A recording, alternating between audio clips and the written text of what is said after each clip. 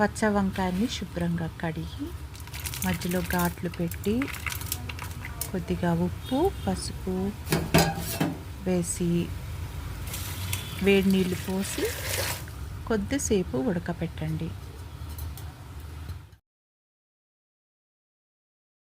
బాగా కాగిన నూనెలో ఉడికిన వంకాయలు వేసి మగ్గించండి.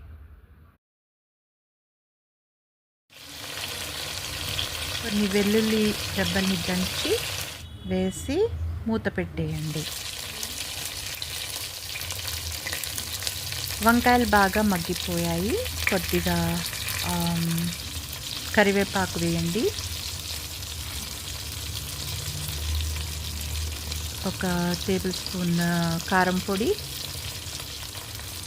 ధనియాలు జీలకర్ర పొడి కూడా చల్లండి.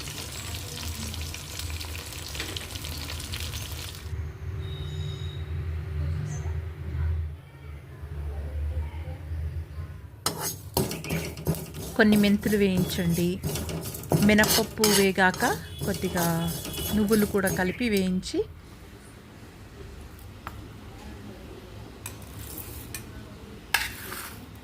పెట్టుకున్న పల్లీల్లో నువ్వులు, మినపప్పు, మెంతులు, కొద్దిగా చింతపండు కూడా వేసి పొడి చేయండి.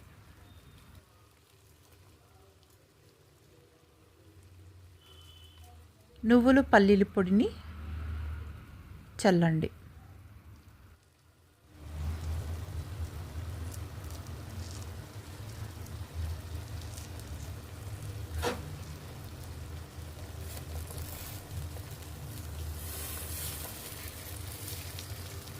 ఒక 2 నిమిషాలు ఉంచి సన్నగా కట్ చేసి పెట్టుకున్న కొత్తిమీరని వేసి స్టవ్ ఆఫ్ చేసేయండి.